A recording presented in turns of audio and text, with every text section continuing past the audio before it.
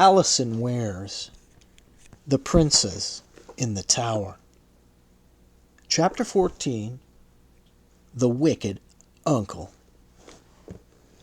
It has been stated many times in many books that there is no proof that Richard III murdered the princes in the Tower, and very little likelihood that the full facts about their disappearance from the pages of history will ever be known. That it is impossible 500 years after the event to prove beyond reasonable doubt who murdered them, or, indeed, that they were murdered at all. But is it? Most of the facts of the matter are recorded in the surviving contemporary sources, and beyond this there is a vast amount of compelling circumstantial evidence that substantiates the known facts and leaves no room for any alternative theories.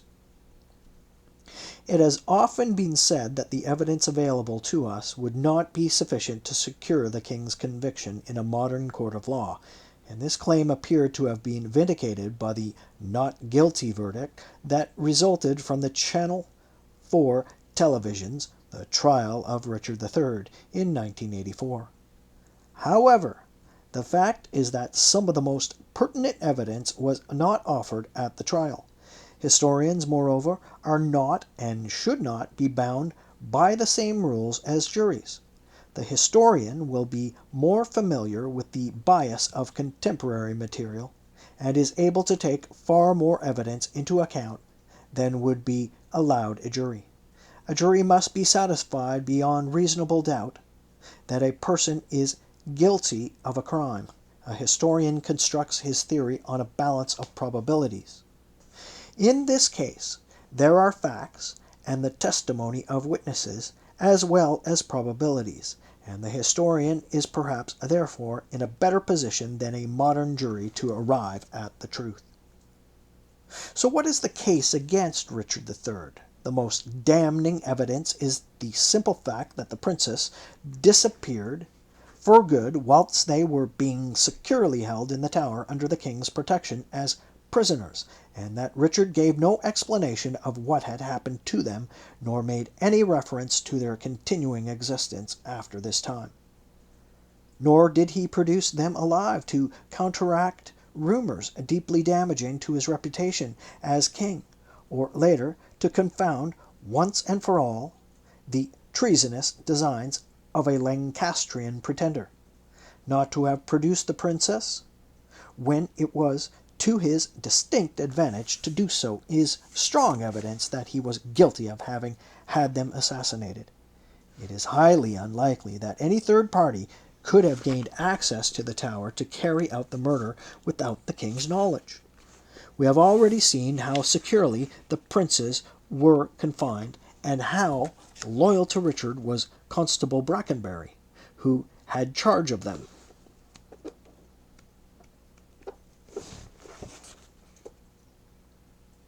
Even had these stringent security precautions been breached, and another person succeeded in killing the boys, Richard III would have found out about it almost at once, and would have been it would have been in his interest to name and persecute the culprit. Since the children, although declared bastards, were still his nephews and the sons of a king, people had an interest in them. But Richard did no such thing. The fact remains that he himself was the only person with the authority and obvious opportunity to dispose of the princes. He also had several powerful and compelling motives for wanting them out of the way. He was insecure on his throne. He was not popular, and the basis of his title to that throne was precarious, since few believed in the pre-contract story. His future security depended largely on him retaining the loyalties of his magnates, and there were many of them who resented him because of his northern affiliations. While Edward V lived, he remained a focus for rebellion. Richard had seen alarming proof of that in the recent conspiracies on Edward's behalf. He had also seen enough treachery during the Wars of the Roses to convince him that self-seeking power-hungry nobles would readily espouse the cause of a would-be king if there was hope of rewards for themselves. And he was well aware that any legislation bastardizing the princess could always be reversed by Parliament in the event of a successful coup on their behalf. Then would follow the triumphant return to power of the Woodvilles, who would not hesitate to destroy the man who had executed Rivers, Grey, Hout, and Vaughan, insulted the Queen, and disinherited their children. The revisionists have often argued that once the princess had been declared illegitimate, they posed no further threat to Richard, and that he had no motive for killing them. This argument does not take account of the realities of 15th century politics, the fact that Richard himself viewed the princess as a danger, otherwise he would never have kept them in such strict confinement, and the fact that there had already been several plots to restore Edward V. It was these, undoubtedly, that spurred the king to the realization that the former king and his brother must be removed beyond the reach of any conspirators as soon as possible. There were several historical precedents for the murder of a deposed monarch or of persons whose existence threatened the security of a reigning king. Every deposed monarch so far, Edward II, Richard II, and Henry IV, had been assassinated on the orders of the men who had overthrown and succeeded them. Arthur of Brittany, Thomas of Woodstock, Humphrey of Gloucester, and George of Clarence had all posed a threat to the crown at one time or another, and had all been eliminated. Richard III himself had early on learned a lesson in ruthless pragmatism from the deaths of Henry VI and Clarence, and he had excellent reasons for following precedent. The House of York had a history of employing violence for political ends. Richard's previous acts of tyranny, such as the executions of Hastings and Rivers, prove that he was a ruthless man who did not shirk from using violence as a means to an end. He was no respecter of the law and was undoubtedly capable of cold-blooded murder. Nothing we know of his early life, experiences, and character is at variance with this conclusion. Given that the victims in the case were two children aged 12 and 10, his own nephew, we may assume he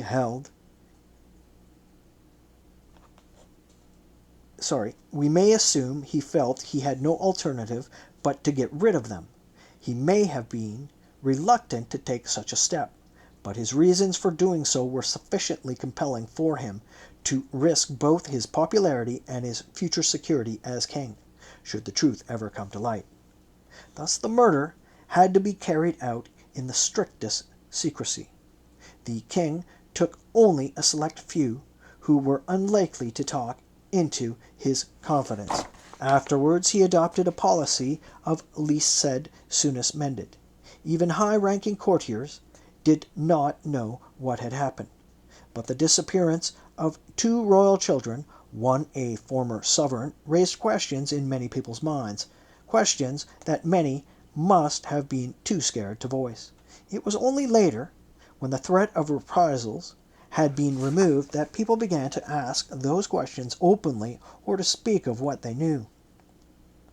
After the murder, Richard III may have remained officially silent on the subject of the princess, but his behavior is indicative of a man with a guilty conscience. His personal prayer book, in his Book of Hours, dedicated to St. Julian, who murdered his parents and then obtained God's forgiveness, perhaps held a special significance for Richard. He also planned to found a chantry at York, served by no less than 100 priests who would offer masses for the salvation of his soul. Enlisting the prayers of so many priests, unprecedented in England, is a strong indication that Richard felt he had some serious sins to expiate. Sir Thomas More says he heard by credible report by such as were secret with Richard's chamberers, that the king never had quiet in his mind. He never thought himself sure. He took ill rest at night, lay long waking and musing, swore wearied with children, and watch rather slumbered than slept, troubled with fearful dreams. His restless heart continually tossed and tumbled with the stormy remembrance of his abominable deed. Croyland also refers to Richard having bad dreams on the night before the Battle of Bosworth in 1485, while Virgil states that the king's conscience began to trouble him after the death of the princess. This evidence is, of course, all circumstantial, but even without the further evidence in contemporary sources, it is the basis of a formidable case against Richard III. There is plenty of evidence that Richard's contemporaries believed him guilty of murdering the princess, and that the black legend, alleged by the revisionists to have originated with later Tudor chroniclers, was already established in Richard's own lifetime. It was only elaborated upon after his death because men felt able to speak more freely about him. Evidence for this is to be found in nearly every source.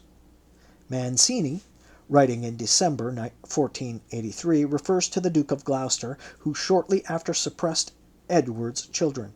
The term used is oppresses, which has sometimes been incorrect translated as destroyed, but it is likely that Mancini was implying the same thing because rumors that Richard had murdered his nephews had reached France by the time Mancini was writing. Even before the coronation, he records men had feared the worst. Mancini would not have been surprised to learn that it was widely believed to have happened.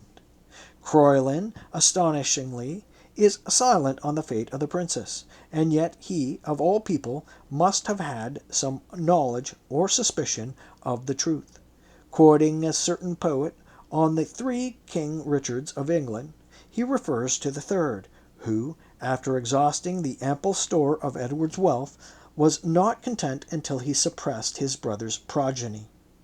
Again, this ambiguous word suppressed, which could refer either to disinheritance or to murder or even imprisonment.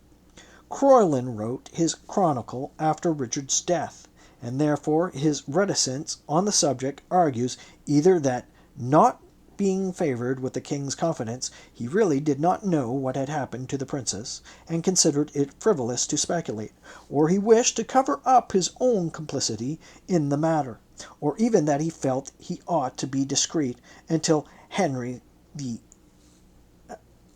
policy on the subject became clear, or until new and conclusive evidence came to light.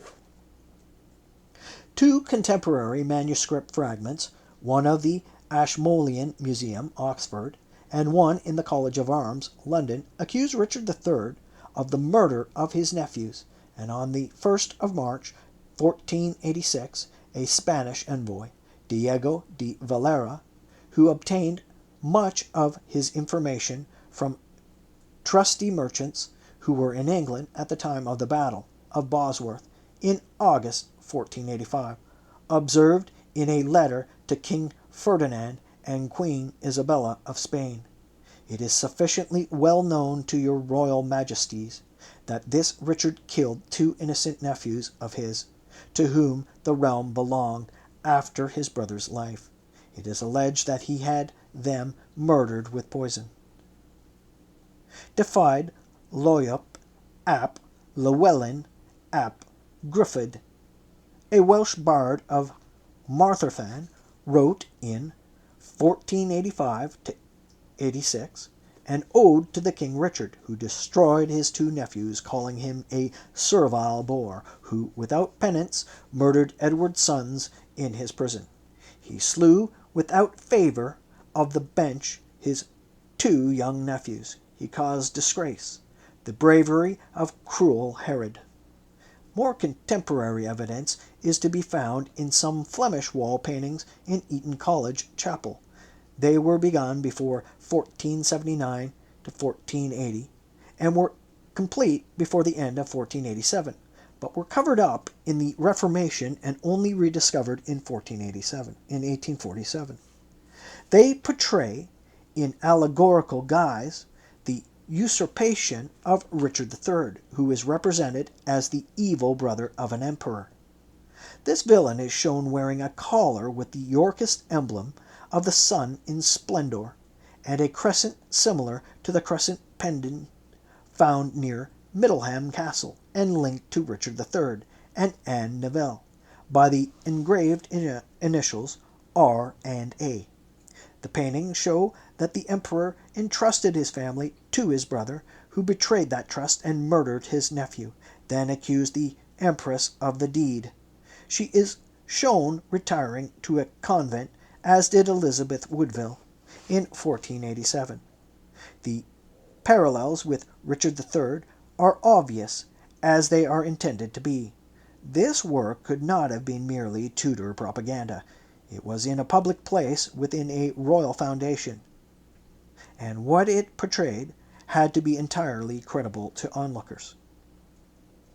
We come now to what the Tudor chroniclers had to say about the fate of the princes. John de Guignes, papal collector in England, and Pietro Carmeliano, both writing in 1486 under the patronage of Henry VII, predictably portray Richard III as a tyrant who murdered his nephews. And Roos, writing in 1490, states firmly that Richard killed Edward V together with his brother. William Perron, court astrologer to Henry VII, makes the same accusation in his work De Historiam vi Fatale, written in 1499. Bernard Andre, a few years later, says that Richard III ordered the princess to be put to death secretly. Not surprisingly, the Song of the Lady Bessie alleges much the same thing. These works were naturally biased in favor of the regime that had replaced Richard, yet they were circulated amongst men who had known him well, and would instantly recognize any jarring inconsistencies. They also refer to the murder of the princess in such a way as to imply that they are not informing their readers of some sensational piece of news, but stating a well-known fact. One striking piece of evidence comes from Philip de Comines, who in his memoirs states that the wicked and cruel King Richard arranged the death of his two nephews. He then tells us that Louis XI of France, a crafty and unscrupulous monarch known as the Universal Spider because of his intrigues, believed that Richard III was responsible for having the two sons of his brother King Edward put to death, and would have nothing to do with him because he said he was extremely cruel and evil. Louis XI died of the effects of a stroke on the 30th August 1483.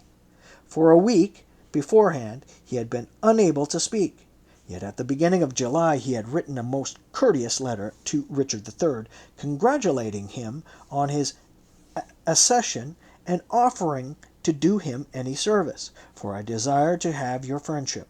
Within 6 weeks, Louis's attitude had changed dramatically, and it is likely that his spies in England had heard the same kind of speculative rumors that Mancini had heard in early July.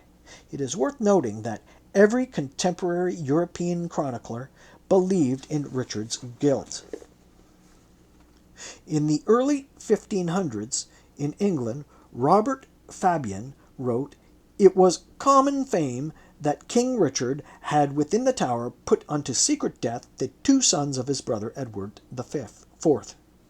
The London Chronicles all make similar accusations, and some date the event to 1483.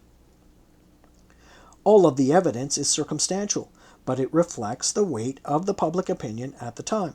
For the best evidence, that of actual witnesses, we must turn to Sir Thomas More's biography of Richard III, spurned by most revisionists and some serious historians, but now, in the light of recent discoveries and study, beginning to be respected once more as a key source for the death of the princes, and with good reason.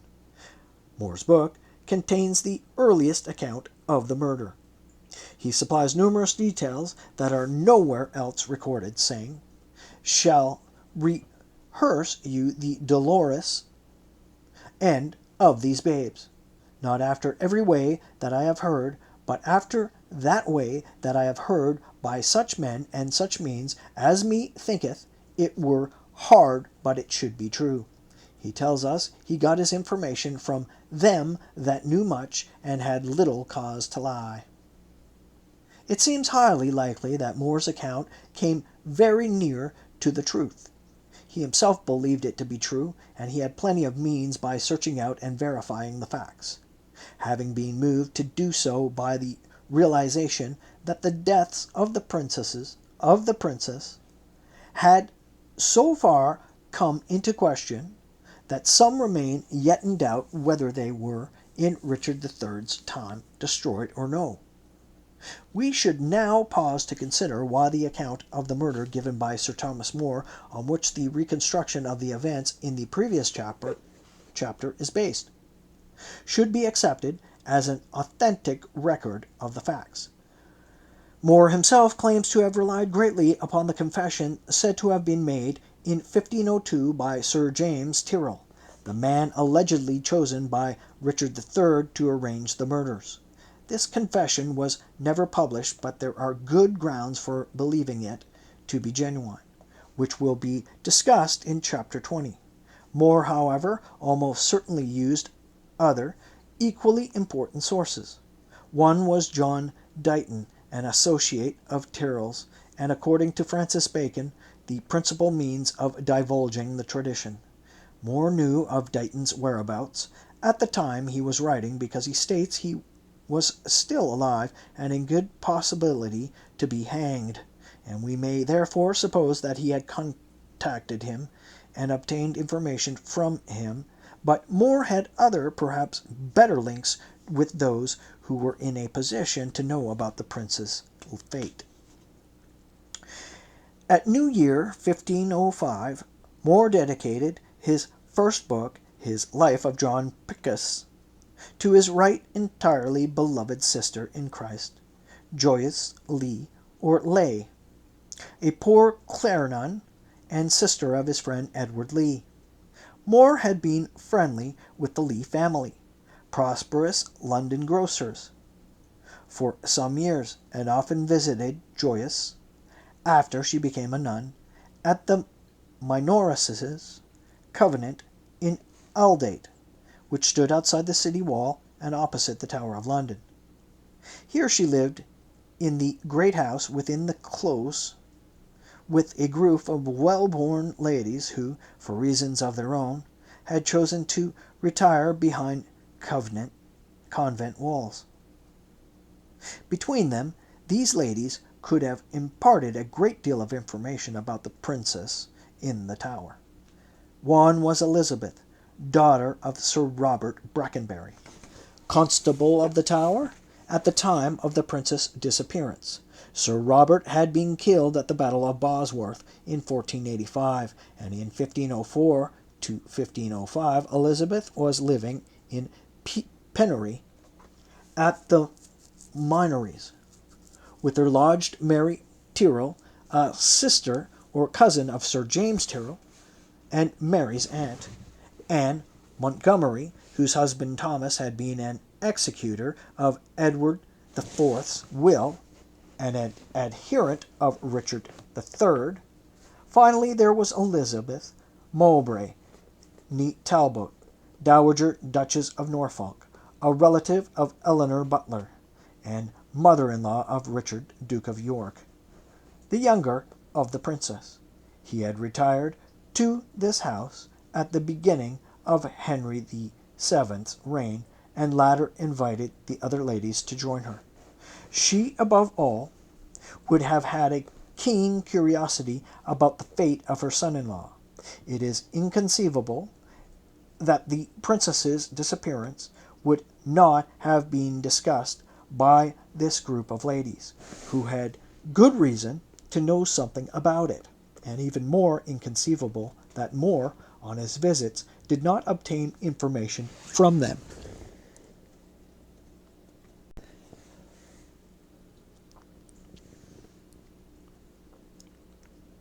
Indeed, the possession of such unique information may have been what inspired him to write his book, and so put an end to the rumors then in circulation. Sir Thomas did more than any other writer except Shakespeare to publicize the black legend of Richard III. Erasmus tells us that More particularly loathed tyranny, and it may be that he wrote his biography primarily as a moral tale to illustrate the nature and consequences of tyranny. Certainly, he himself believed Richard to be guilty of many crimes, though he did try to be fair to him, praising his courage and his qualities as a military leader.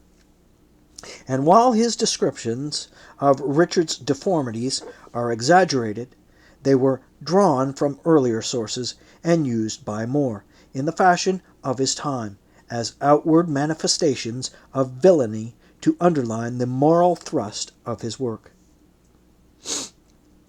As has been demonstrated to striking effect, More's account fits in almost perfectly with the known facts of the prince's disappearance and the events of late summer 1483. Croyland informs us that the sons of Edward IV remained in the Tower under guard while events such as the coronation, the progress, and Edward of Middleman's investigature, oh my God. Croyland informs us that the sons of Edward IV remained in the Tower under guard while events such as the coronation, the progress, and Edward of Middleham's investiture as Prince of Wales on 8th September were taking place. He does not refer to them being alive after this date, which is probably significant. Croyland speaks with the authority of one who knows what is going on. As a historian, he was a man of caution, and therefore it is likely that his information is trustworthy. John Roos, however, implies that the princes were already dead by the time of Richard's usurpation, saying he ascended the throne of the slaughtered children, whose protector he was himself. Elsewhere he says of Richard that as Duke of Gloucester he received his Lord Edward V with embraces and kisses, yet within about 3 months he killed them, together with his brother. This would place the murder before the end of July, and neither date ties in with the evidence of Croyland, More, and Virgil.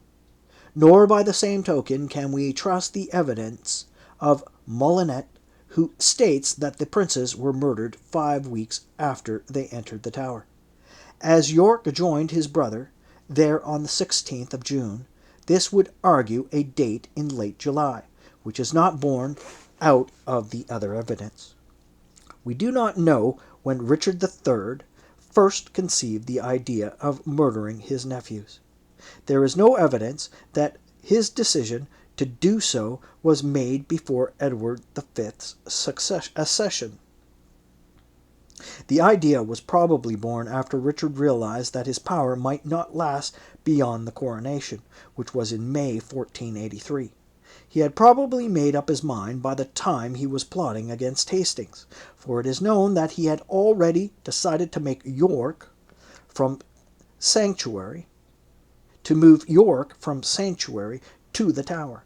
The transfer of both princes to high security quarters and the removal of their servants were arguably the first premeditated steps towards actually carrying out the deed, an event that must have, of necessity, to await a propitious moment. This would preferably be when the furor over Richard's accession had died a natural death and he himself was away on progress.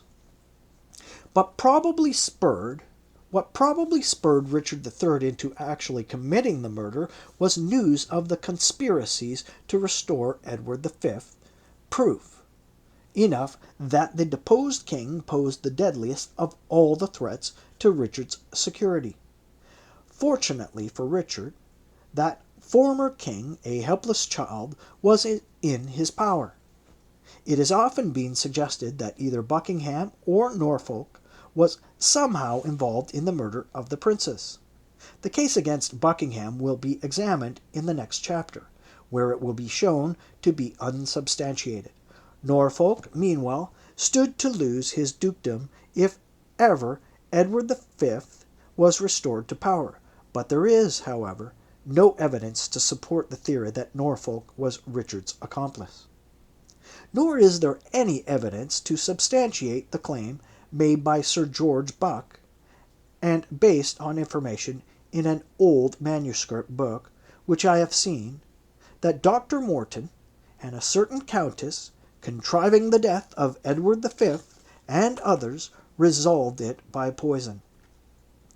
This countess was presumably Morton's friend and confidant, Margaret Beaufort, Countess of Richmond, but she would not have been able to gain access to the Tower. Morton himself was a prisoner of the Duke of Buckingham at Brecknock Castle at the relevant time. Apart from the practical difficulties involved, there is no contemporary evidence of any such plot. Some revisionists, among them Mr. Jack Leslow and the late Audrey Williamson, have claimed that the princes were not murdered in the Tower in 1483, but were secretly moved by the king to a safe haven in the country in order to confound future conspirators. Rumors that they were still alive were current for years after their disappearance, and Virgil records a popular theory that they had been spirited abroad. Such theories are easily understood, given that the alternative was too dreadful to contemplate. Even in that violent age, child murder attracted the deepest revulsion, and still today we look for evidence that would reassure us it never took place. Alas, there is none. When the princes were alive, people knew of their existence and referred to it. After the late summer of 1483, silence. Had they survived, they would have left traces. There are none anywhere. Some revisionists, notably Sir Clements Markham and Jeremy Potter, have asserted that, when Richard III established a household at Sheriff Hutton Castle, Yorkshire, in 1484, for his nephew John de la Pole, Earl of Lincoln, the newly appointed president of the Council of his North, the princes were still alive and were secretly moved there. This assertion rests on the evidence of two warrants in Harleian MS. 433 in the British Library. One dated the 23rd of July, 1484, refers to Lincoln and Lord Morley being at breakfast with each other and the children together at another breakfast. The second, dated 9th of March, 1485, is a warrant to Henry Davy to deliver 2 doublets of silk, 1 jacket of silk, 1 gown, 2 shirts, and 2 bonnets to the Lord Bastard, a title used for the deposed Edward V in the wardrobe accounts. Elsewhere, in official documents, the former king is called Edward Bastard. There were royal children at Sheriff Hutton. The king had sent young Warwick there, and probably his sister Margaret also. It is possible that the 4 younger daughters of Edward IV were at some time in residence too, as well as the king's bastard son John of Gloucester, to whom the second warrant most probably refers. John was not a lord in the official sense, but as the king's natural son he was styled as such out of courtesy. There is nothing to suggest that the princes were ever at Sheriff Hutton. If they had been, many people would have known about it. An intriguing theory about the princes' survival has been put forward by Mr. Jack Leslow, an amateur historian from London. He contends that the princes were given new identities in 1485, after a secret agreement between Henry VII and Elizabeth Woodville. Henry, agreeing to spare them and marry their sister in return for Elizabeth's consent to their disappearance. Mr. Leslie contends that Edward V is to be identified with Sir Edward Guilford, son of Sir Richard Guilford, Comptroller of the royal household and later Marshal of Calais. Sir Edward's only child Jane became the wife of John Dudley, Duke of Northumberland, and Lord Protector of England during the minority of Edward IV. Sir Richard Guilford was a prominent courtier, whose father had been comptroller of Edward's IV's household. His first wife was Anne, daughter and heiress of John Pimpe of Kent, and by her he had 2 sons and 4 daughters, of whom Edward was not the eldest. Sir Richard married secondly in the reign of Henry VII, Joan, a sister of Sir Nicholas Vow, who bore him another son, Henry, between 1478 and 1489.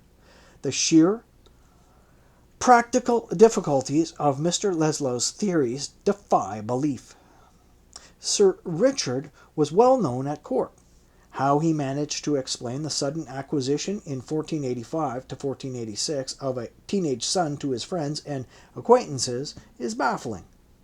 More to the point, in 1485 to 6, there would have been many in Guilford's circle who would have recognized Edward V. He could not have disappeared by this route. Mr. Leslie has also claimed to have identified Richard, Duke of York, in one Dr. John Clement, who was a notable scholar and protege of Sir Thomas More. He became president of the Royal College of Physicians and died in 1571. Clement probably came from a Yorkshire family, and according to Nicholas Harpsfield, More's mid-16th century biographer, was brought up in Sir Thomas's house. The said Clement was taken by More from Paul's School in London, and hath since proved a very excellent good physician, and is singularly seen, i.e. proficient, in the Greek tongue. Harpsfield tells how More wrote of him, being yet a child, to Erasmus, the great Dutch humanist, saying, "My wife greets you, and also Clement, who makes such daily progress in Latin and Greek, that I entertain no small hope that he will be an ornament to his country and to letters." Harpsfield also refers to the young Clement More himself, calls Clement "my pupil servant," and a woodcut by Ambrosius Holbein, dated 1518, shows Clement as a youth coming to serve More and 2 of his friends with wine. In 1526, Clement married Margaret Giggs, More's foster daughter, who was born around 1508. Clement had been her tutor before their marriage, and she too became a noted Greek scholar and evinced a keen interest in medicine. However, Mr. Leslie claimed that John Clement was actually Richard, Duke of York, who was older than More by some 4 or 5 years. Thus, although Clement was still a schoolboy when More took him into his household, we are asked to believe that More wrote as he did to Erasmus of a man over 40. All the evidence offered above shows that Clement was considerably younger than his patron, and was born much later than 1473. It is, of course, possible that he was 53 when he married Margaret Giggs, and 98 when he died, but it is unlikely, and it is impossible to reconcile the chronology of his early life with that of York. Mr. Leslie appears to rest his case on 2 apparently significant pieces of evidence. The first is that there is no documentation extant for the early lives of Guilford and Clement.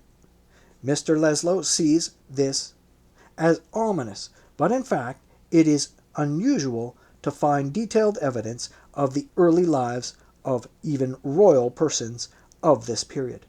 Many children died young in aristocratic pedigrees. Birth dates for eldest sons are more often than not calculated from the date of their parents' marriage, if known, because their actual birth dates are rarely recorded. That of Sir Edward Guildford, a younger son, would be very difficult to determine today with exactitude, and Clement, who was of comparatively low birth, would have spent his early years in virtual obscurity. The second piece of evidence is supposedly in Rowland Lockie's painting of the family of Sir Thomas More. This group portrait, executed 1593, and now at Nostell Priory, near Wakefield, is a copy of a similar painting of 1527 by Hans Holbein. Now lost. The Lockery painting is one of two commissioned for More's grandson, and shows Sir Thomas surrounded by his family and members of his household at Chelsea. John Clement stands in the doorway carrying a scroll behind Lady Alice More and two of her daughters. Mr. Leslow believes it is significant that Clement's head is supposedly higher than anyone else's, though in fact it is not, and that above him the doorway is adorned with carved fleurs de lis, emblems of the French royal house, which were then quartered with the leopards of England on the English royal arms, in token of the claim of the kings of England to be rulers of France by ancient right. Also above Clement is a Latin inscription, John the rightful heir. We are fortunate that Holbein's original sketch for his painting survives. This does not portray Clement, but it does show the doorway with the fleur de lis carvings, part of the architectural designs of the room, and therefore hardly significant. As for Lockie's inscription, this probably refers to the fact that John Clement, a staunch Catholic and outstanding scholar, was the man most suited to be More's rightful spiritual heir. Mr. Leslow has devoted many years to developing his theory, and recently his claims have attracted considerable publicity because he is hoping to have the remains of both Guildford and Clement genetically tested to see if they are blood relations. If this proves the case, he hopes to have the same test carried out on Edward IV's remains, in the hope of establishing a link. Mr. Leslow's theory is intriguing, but there is no contemporary evidence to support it and much against it. Audrey Williamson, in her book The Mystery of the Princess, published in 1978, asserts that according to a tale handed down in the Tyrrell family, the princes were taken from the Tower to Gipping in Suffolk, a manor much favored by Sir James Tyrrell. Unfortunately, this theory rests mainly on conjecture, and on a record of Elizabeth Woodville visiting Gipping with her eldest son, which must date to before 1483. There is no evidence that the princess ever left the Tower alive. Finally, there is the mysterious Richard Plantagenet of Eastwell, Kent, whom some have claimed was really Richard, Duke of York. Eastwell Church, near Ashford, which dates from the 13th century, is now derelict, having been badly damaged by a V-2 rocket during the Second World War. A plain tomb still stands in the ruins of the church, and the parish registers record its occupant, Richard Plantagenet, was buried the 22nd day of November 1550. Beyond this, noting more would have been known of him, but the publication in 1779 of a book called Desiderata Curiosa by one F. Peck, which recounts an oral tradition handed down in the family of the Earls of Winchelsea, descendants of the Kentish landowner called Sir Thomas Moyle, who owned Eastwell Park in the 16th century. Around 1530, Moyle had the manor house rebuilt, and one day he noticed an old man, one of the bricklayers, reading a book in Latin. It was an unheard of thing for a laboring man to be reading such a book, or even reading at all, and an intrigued Moyle quizzed the man forthwith. In the course of their talk, an astonishing tale was revealed to him. The bricklayer said he had been born in 1469, and that his name was Richard Plantagenet. As a child he had known nothing of his parents, having been brought up in the house of his nurse, whom he had first believed was his mother. When he was 11, he had been sent to the house of a tutor in London. The tutor looked after him well and taught him reading, writing, and Latin. He did not know who paid the fees for his education, but whoever it was sent a gentleman to pay his board and bring provisions and clothing every quarter. Once he was taken to a magnificent house, where a richly dressed man, wearing a star and garter, questioned him kindly and gave him 10 gold pieces. When he was 16 in 1485, he had been taken to an army camp. He later realized it was Bosworth Field. He was brought to the royal pavilion, where the same man embraced him. He realized then that he had been greeted by King Richard III. The king told Richard that he was his natural son, and promised to acknowledge him publicly as such. "But, child," he went on, "if I should be so unfortunate as to lose the battle, take care to let nobody know that I am your father, for no mercy will be shown to anyone so nearly related." He gave the boy a purse of gold, and bade him farewell. After the battle, Richard rode to London, sold his horse and clothes, and used his gold to apprentice himself to a bricklayer. That was how he had come to be at Eastwell Park. Moyle believed his story, and kindly offered the old man accommodation in his new manor house, but Richard declined. He asked only to be able to build a one-roomed cottage on the estate, where he could live out his days in peace. Moyle agreed, and settled a pension on him. For 20 years Richard Plantagenet lived in that cottage with his beloved books until his death in 1550, at the age of 81 years. His story only came to light when the 18th century Earl of Winchelsea found the entry in the parish register, and realized that the story handed down in his family might after all be true. Although there is no contemporary evidence to substantiate this tale, some of the details are plausible, but why Richard III should have delayed acknowledging this son when he had acknowledged 2 other bastards is not explained. Perhaps he had no wish to compromise the honor of Richard's mother.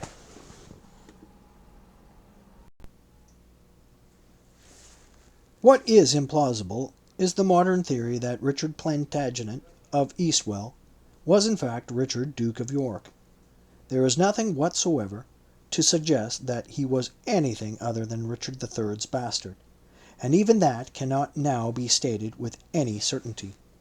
Indeed, all of the evidence for the alleged survival of the princess rests on elaborate, if well thought out theories that have little or no foundation in fact and cannot be substantiated by the available source material. Of course, it is possible that the princess died natural deaths, as some have suggested. Forensic evidence, which will be discussed in Chapter 21, shows that Edward V may have suffered from osteomyelitis, an infection of the bone, a condition that could in those days prove fatal. It may have been this that Dr. Argentine was treating him for in June 1483. Thomas More states that when Archbishop Bourchier came to remove York from the sanctuary, Elizabeth Woodville told him that the child was so sore diseased with sickness that she dared not trust him to another's care. No other source mentions this illness. It could be that the Queen had hoped to delay York's departure by claiming that he was ill. But had he really been so sick, at least one eyewitness would surely have commented on the fact. It seems too fortuitous and too coincidental for both princes to die conveniently so soon after Richard III's accession. But if this had been the case, there was no room for him to hide their deaths. In fact, it would have been to his advantage to put an end to the conspiracies by producing their bodies, and giving them decent burial, playing the role of grieving uncle. But Richard did no such thing. In conclusion, then, we may say that the evidence overwhelmingly suggests that the princes were murdered by Richard III in 1483, that this was what Richard's contemporaries and later generations believed had happened, and that Sir Thomas More's account is very near to the truth. It would be comforting to present the revisionist theory as fact, but there is just not the evidence to substantiate it.